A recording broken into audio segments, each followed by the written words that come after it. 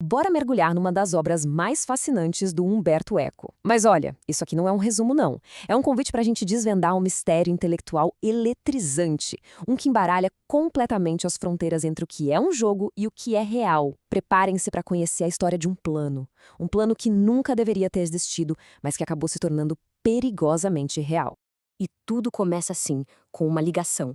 Uma chamada telefônica lá de Paris cheia de desespero e mistério. É a voz do Jacopo Belbo, um dos nossos personagens principais, e ele tá apavorado. E essas palavras dele, gente, elas são o gatilho para uma caçada que desafia toda a lógica. E aí que ficam as grandes perguntas, né? Afinal, que plano é esse? E quem é que está atrás dele? Para a gente conseguir responder isso, a gente precisa entender como uma brincadeira intelectual, uma piada entre amigos, pôde sair tão, mas tão espetacularmente do controle. A história já começa jogando a gente no meio do furacão.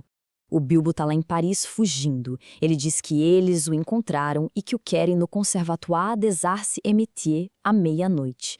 De repente, a linha cai e o mistério só aumenta. Mas calma. Para a gente entender o tamanho do perigo que o Belbo está correndo, a gente precisa voltar lá para o comecinho, para a origem de tudo. Um jogo que nasceu do puro tédio e, digamos, de uma overdose de teorias da conspiração. Então, vamos conhecer essa turma. Casabon, que é o nosso narrador, Belbo, o mais melancólico, e o Djotalev, que é um estudioso da cabala. O trabalho deles, ler o dia inteiro manuscritos sobre ocultismo e todo tipo de teoria maluca. Eles viviam tão mergulhados nisso que, de brincadeira, apelidaram os autores de os diabólicos. Até que um dia, de tanto tédio e ironia, eles tiveram uma ideia. E se a gente criasse a nossa própria conspiração? A maior de todas. Só por diversão, claro. A ideia, no fundo, era simples, mas o potencial de perigo era gigantesco. E se tudo estivesse conectado? E se houvesse um fio invisível unindo todos os mistérios da história? O detalhe é que eles não estavam descobrindo um plano, eles estavam inventando um do zero. Então eles pegaram tudo aquilo que liam dos diabólicos e basicamente jogaram tudo num grande liquidificador de ideias. Os Cavaleiros Templários, eles não acabaram, só se esconderam. Os Rosacruzes, os Illuminati, os segredos da Cábala, tudo virou pecinha de um quebra-cabeça cósmico que eles mesmos estavam montando. E é aqui, exatamente aqui, que o jogo vira. O plano era para ser uma piada, uma paródia intelectual. Só que ele ficou tão bem feito, tão cheio de detalhes, tão convincente, que os verdadeiros diabólicos, os que acreditam de verdade nessas conspirações, começaram a achar que o plano era real. E pior, que os nossos 3 editores sabiam do grande segredo. E bem no centro de tudo isso, tanto de forma literal quanto simbólica, está o pêndulo de Foucault. Ele não é só um objeto no livro, não.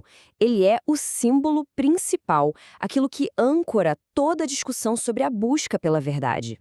Para o nosso narrador, o casal bom, olhar para o pêndulo é quase uma epifania, sabe? Uma experiência religiosa. Pensa só. Tudo no universo está se movendo. Os planetas, as estrelas, a nossa própria vida. Mas aquele pontinho, lá em cima, onde o fio do pêndulo está preso, permanece imóvel. É como um vislumbre do absoluto, da única verdade que não muda nunca. E aqui o Humberto Eco mostra uma sacada genial. De um lado, você tem essa busca profunda por um sentido, essa admiração pelo mistério. Do outro, a indiferença total de um turista que olha e só pergunta: tá, mas serve para quê? Só para ficar balançando de um lado para o outro? Essa é a grande tensão do livro, a nossa necessidade de encontrar um plano para tudo versus a possibilidade assustadora de que, no fim, não exista plano nenhum. Certo, então, voltando para a ação.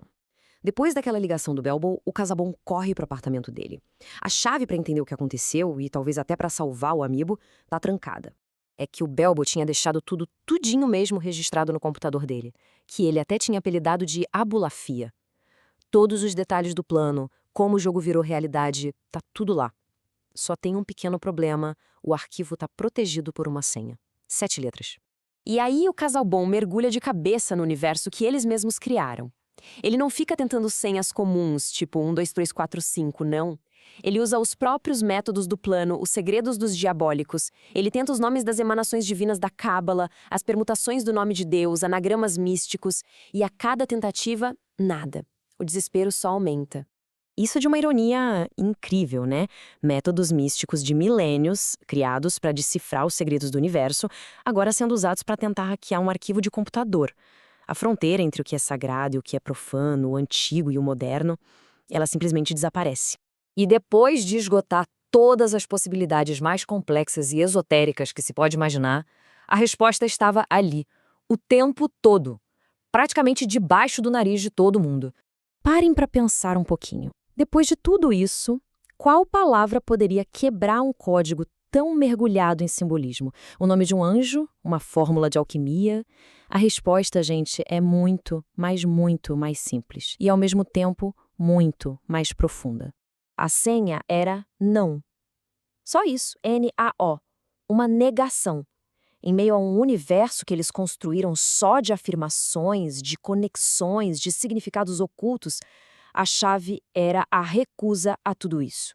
Então, a grande sacada é essa. No fundo, o Belbo sabia que o plano era uma armadilha. Ele se viu preso numa teia de significados que ele mesmo ajudou a tecer. A senha era o seu ato final de rebeldia, a sua rejeição total ao jogo. A única forma de escapar do labirinto era negar que ele existia. E é com essa pergunta que a gente fica martelando na cabeça. O Belbo disse não, mas já era tarde demais. O mundo que ele criou como uma grande piada agora tinha vida própria e era incontrolável. E essa análise toda nos deixa com uma reflexão poderosa sobre como a nossa busca por um sentido para todo pode ela mesma acabar criando monstros que a gente não consegue mais controlar.